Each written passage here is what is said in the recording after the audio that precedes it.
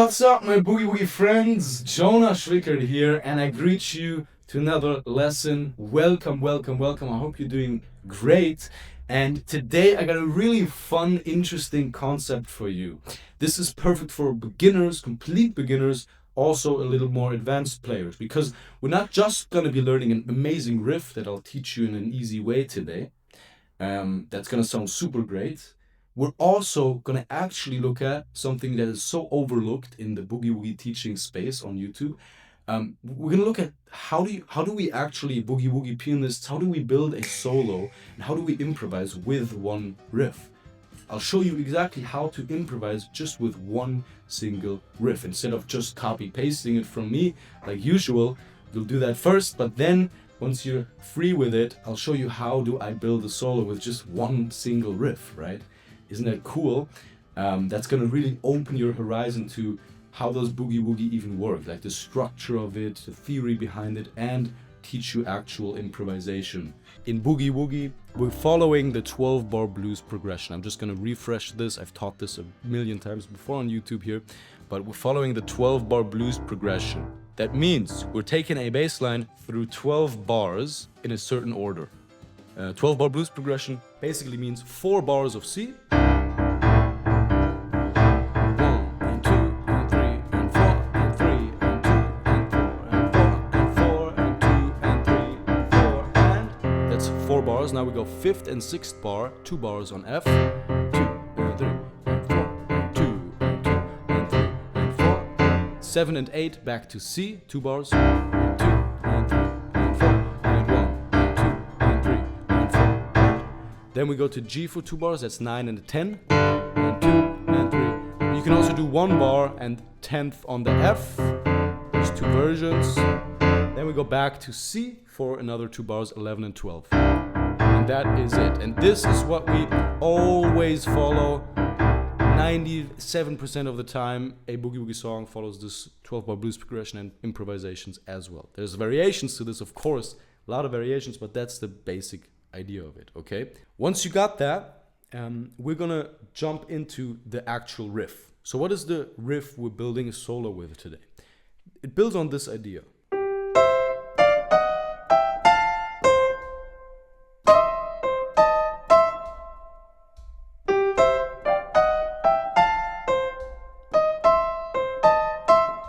That's basically the idea, and then at the end on G we have one slight variation.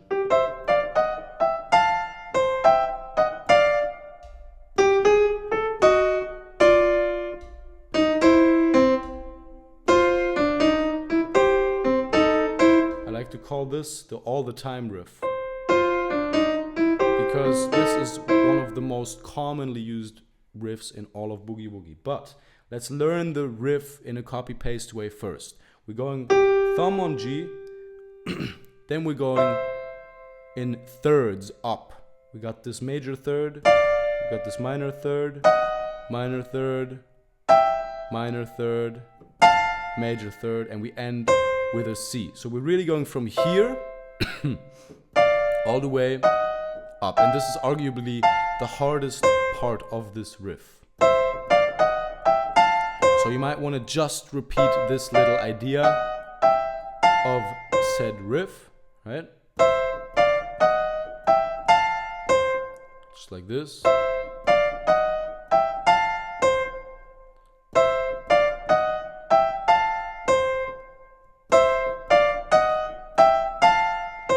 Nice. Now we add the G onto it. This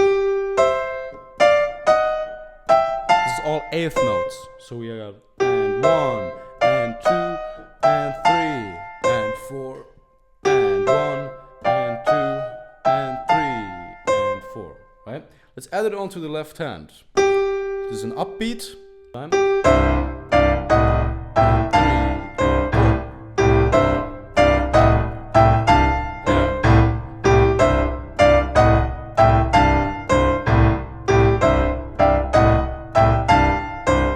That's step 1 of the riff, and check it out. The reason I'm teaching you this in chunks is because when we're building a solo as Boogie Woogie pianists and we're improvising, we have a certain riff shape, a pattern that we've pre-rehearsed, but we're not always playing the whole pattern the way we've pre-rehearsed it.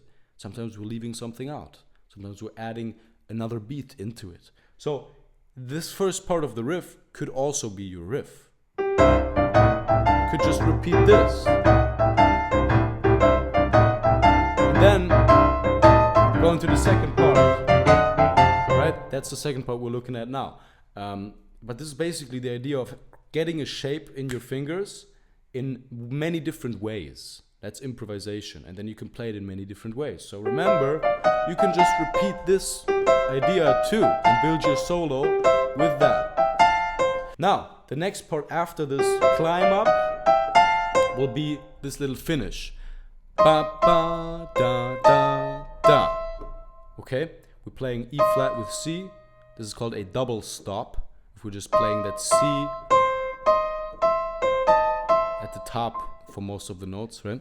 So we got E flat, drop down to E with the second finger. So second finger, thumb, E flat A, and E and C. We add that onto it.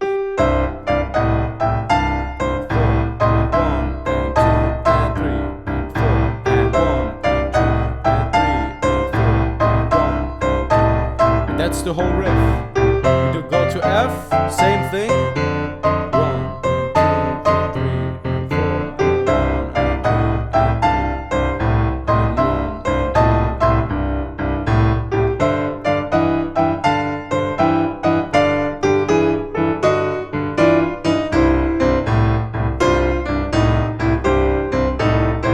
Now, what did I do at the end there?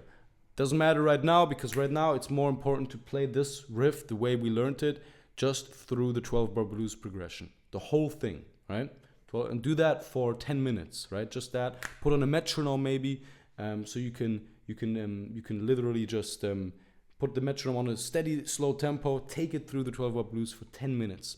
Now, if you don't have the independence for that yet at all, if you can't put any riff on your left hand without losing your groove, and you can't do it with this one either, I actually have a free 5-day hand independence course or challenge. You can sign up to it in the first link in the description.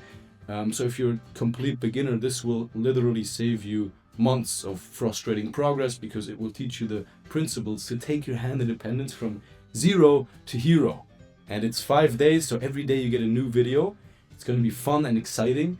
And you can really do something great for your brain, your arthritis if you have it, your finger dexterity, and your hand independence. It's the hand of God mini crash course, completely free, like I said. So you might need that. Sign up to that in the description, the first link below, and then you'll have it in your email for later. So sign up now and then come back to the lesson. I'll wait for you here.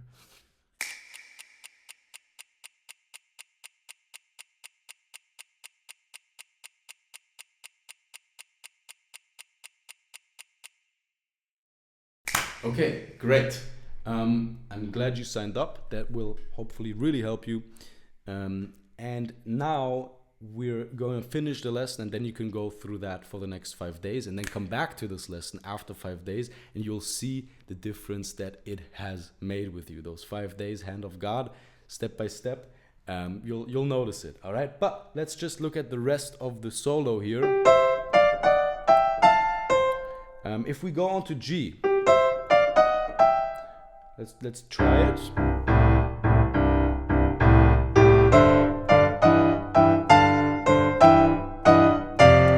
I'm doing a little extension of said shape. I'm still doing the thirds, but instead of ending it on the C, I'm going onto this G chord. It's basically a G7 chord without the root and the third, right? E flat, E and G, E flat and F sharp, and you land on the D, and that's your target, right? That's what you want to land on.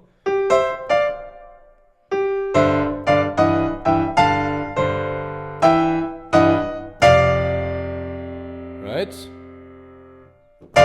Then you go into this little section.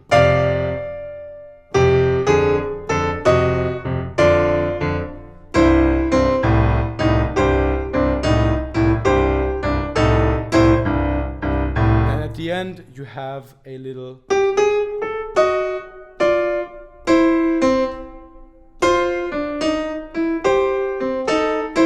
just a little finisher. This is called the all the time riff.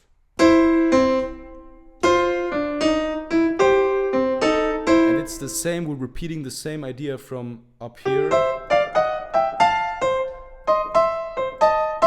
Just a little longer. Instead of just doing ba da da da da, we're adding ba da da da ba da da da. Right? It repeats da da da da da. We're doing ba da da da ba da da da. Okay? And we're adding this just all onto the ending of what we just looked at.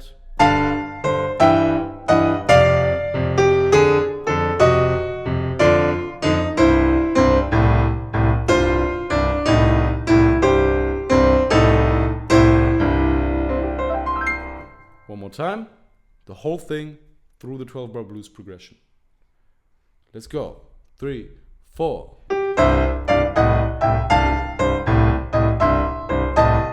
It's 2 bars long.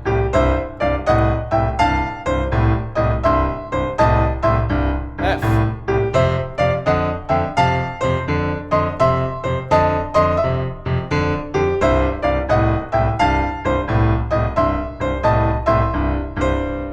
Sorry.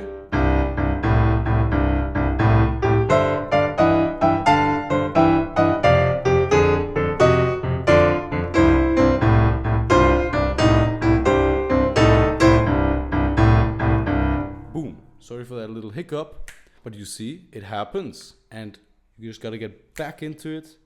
Keep playing from where you left off. Get into the groove again. But yeah, that's it. And now, we got one more step.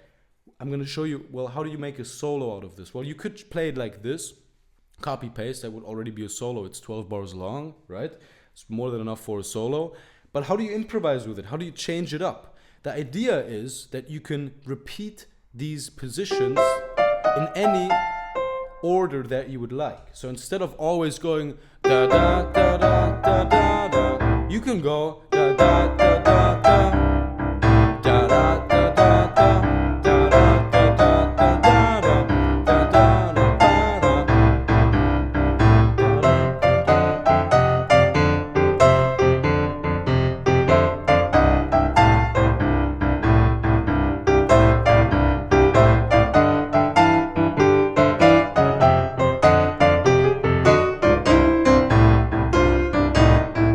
Same with the part on the G, right?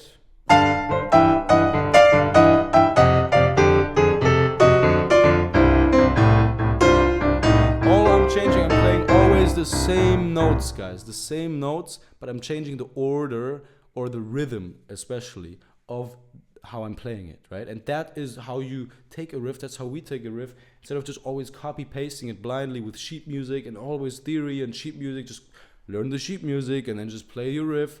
You will never develop that free play where you can play boogie woogie piano and literally talk to someone while you're playing it. You'll only develop this when you actually look into taking your riffs and making them independent by improvising with them and like restructuring them yourself and playing them in so many different ways that your brain has just every connection already formed, right? That's real boogie woogie learning. So if that's one thing you take away from this lesson, it should be that.